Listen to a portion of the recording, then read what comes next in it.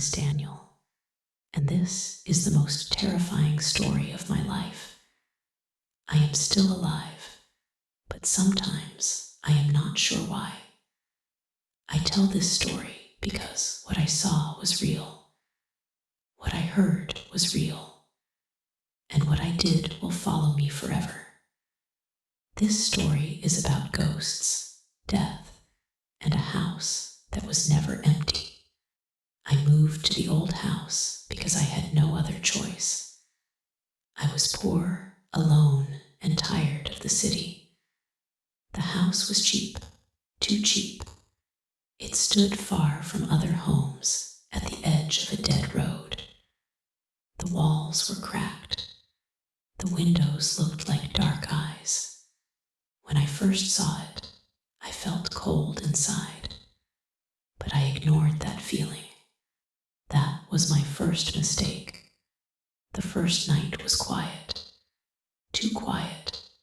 No wind, no insects, no sound at all. I lay in bed, staring at the ceiling, listening to my own breathing. At exactly midnight, I heard a sound, a soft knock, not on the door, on the wall. Knock, knock, knock. I sat up, my heart racing. Hello, I asked. No answer. I told myself it was the house settling. Old houses make noises. That is what I believed. That is what I wanted to believe. The second night, I heard footsteps. Slow, heavy, wet. They moved across the hallway, outside my room. I opened the door quickly. The hallway was empty, but the floor was wet. Dark, wet footprints led to my room and stopped right beside my bed. I didn't sleep after that. On the third night, I saw the first ghost. I woke up because I felt someone watching me. I opened my eyes and saw a woman standing near the door. Her neck was broken, hanging to one side. Blood ran down her white dress. Her eyes were empty holes. She smiled. I screamed. She rushed toward me, her mouth opening wide. And then I woke up on the floor. Morning light filled the room. No blood, no woman, but my throat hurt from screaming. I wanted to leave. I packed my bag, but when I opened the front door, it would not open. The windows were sealed shut. My phone had no signal. The house had locked me inside. That night, the killings began.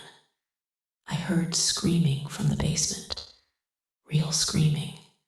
Human screaming. I grabbed a knife from the kitchen and went downstairs. The smell hit me first. Rotten meat, blood. I saw a man pinned to the wall by invisible hands. His chest was open. His heart was ripped out slowly, floating in the air. He looked at me, begging, "Help me." Then his body exploded against the wall. Blood covered my face. The ghosts appeared one by one. A child with no eyes. A man with his skin torn off.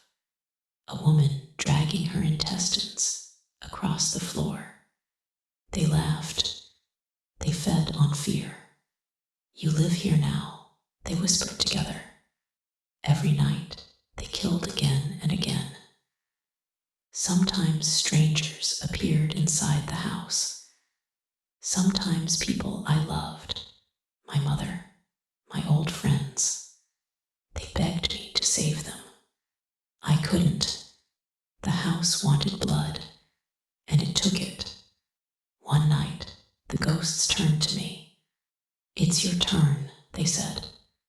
Hands grabbed me, cold, sharp. They lifted me into ribs break. I felt my skin tear. Then a voice spoke from the walls. Kill or be killed. A door opened behind me.